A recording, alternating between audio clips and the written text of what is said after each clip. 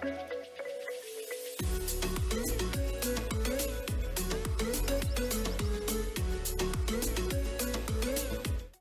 what am I doing today? I'm going to Stratford upon Avon to hang out with a close friend of mine, Stefan, who I actually went to college with a few years ago. And we're going to be taking a look at this, the brand new Sony FX9. This is going to be very different to my typical review videos.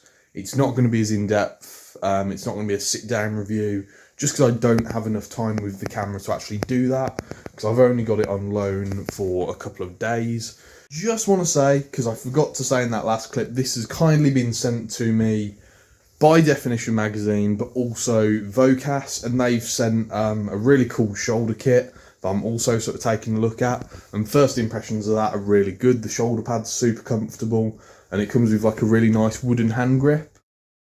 I've got to Stratford. This is Stefan. Hey.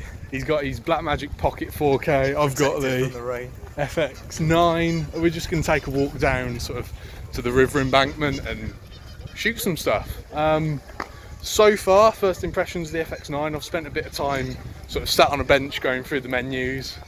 It feels very similar to the FS7. It's like the menus are the same. It's interesting. It's still bad, yeah, still bad menus, because I don't like the menus on the FS7, I never have. But I'd say the image so far seems nicer on the FX9. It looks sharper, the colours are better, and it just feels like a nicer image compared to the FS7. But there's obviously no 6K, and you can't do DCI 4K actually. It's only UHD, so I don't know, it just seems weird there's no DCI option. But yeah, I'm going to start shooting with it and I'll see what I think.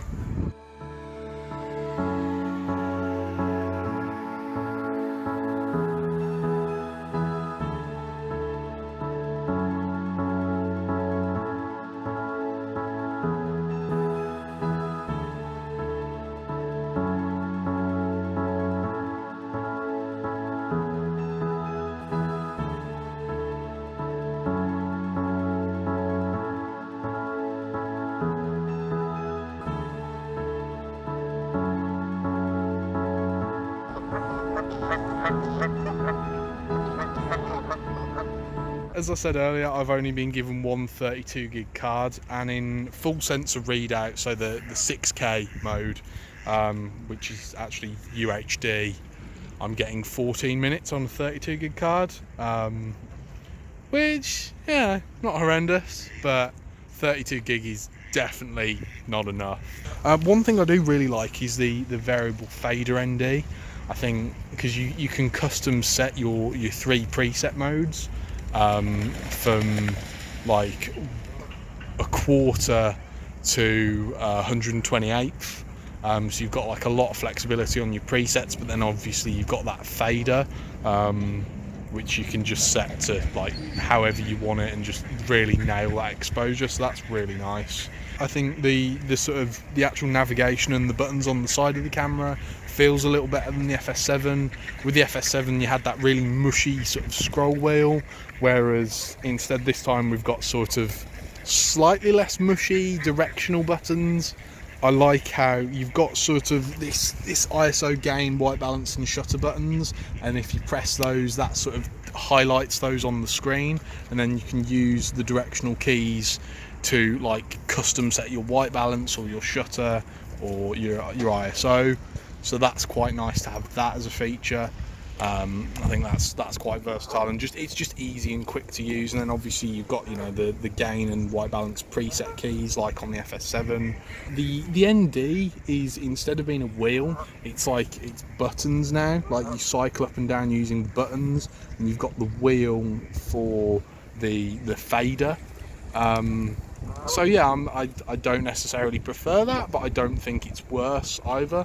And I really like this wooden grip. I mean, I've always been a fan of wooden hand grips, but this one is particularly comfortable and nice. I wish this arm would extend, because the one actually built onto the FX9 here, that extends, and you can set that to sort of like further out away from the body, which is more comfortable for me. So I just wish the Vocas arm could extend as well. That would be nice. But the way the monitor rigs up to the top handle using the extension arm, that's really nice, and it gets it to a comfortable distance for when you're working off the shoulder. Currently teaching Stefan how to use the Pocket and the Ninja 5 that he's got just like new. Yeah, that works. Yeah. Thank you, Ash. Sorted the peaking there. Focus peaking works. It's a good start.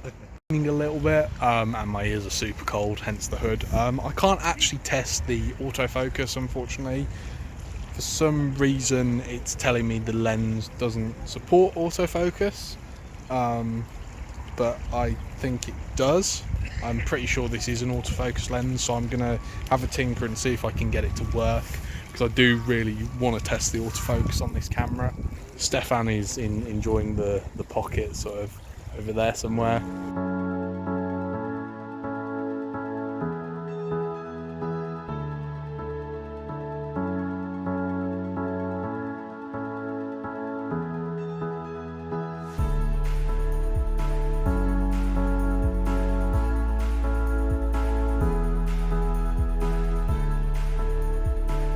You can do 4K 50 or 60 frames UHD in Super 35, which if I remember correctly, that's what the FS7 can do, and you've got 120p in 1080p, which again I think the FS7 can do.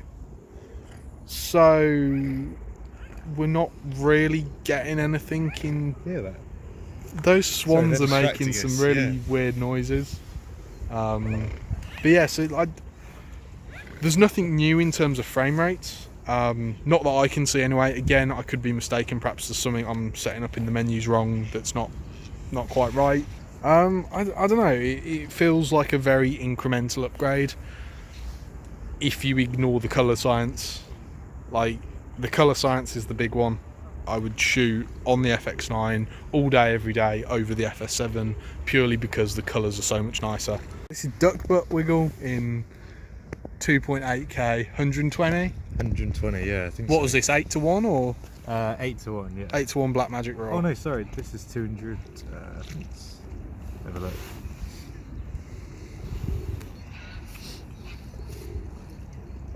I think that's perfect slow-mo speed for birds. That's what it's designed for. Designed for filming birds in slow motion. Slow motion.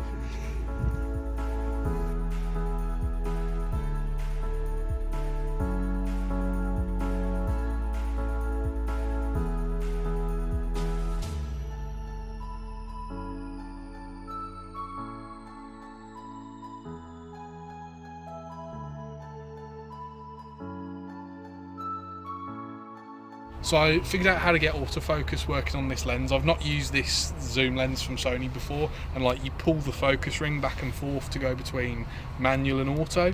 So I've enabled autofocus, and my god, the autofocus on this camera, like the tracking is insane. Like I just got my friend Steph, who's filming now, to walk towards me. I've not touched any of the autofocus settings, I've not changed anything. This is just how it came out of the box to me. It's tracking your face pretty well. Yeah, go for it.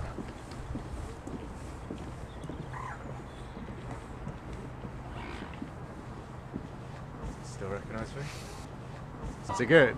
Mate, this autofocus. I'm on 135mm. And this face tracking, go for it, man. Ready? Yeah? I'm not even looking at you, I'm going sideways. So. Oh my god. Does it look onto your eye as well? Mate. So that's why it's good for documentary stuff. I'm just like so surprised at how good that autofocus is. Like that tracking was flawless. It just worked.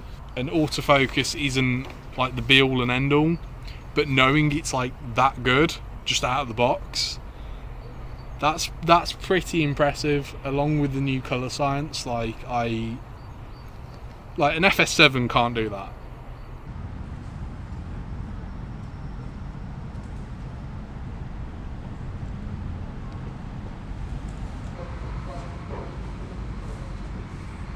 Camera's beeping at me because the media's nearly full. I have 4 minutes left on this card, and I've shot very little. So we're probably. I've seen that before, the beeping. It's just like, listen to it. It's a bit annoying, isn't it? It's like it's in reverse. It's just losing it. Yeah, it's literally in reverse. It's like, whoa, back up. The card's almost full.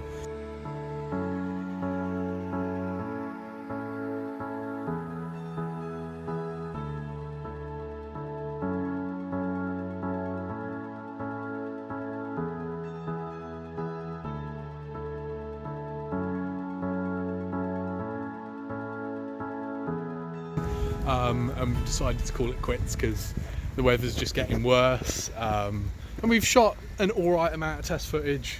Steph's done a fair amount on his pocket. Yeah. We got Nando's. So we did get a Nando's, good.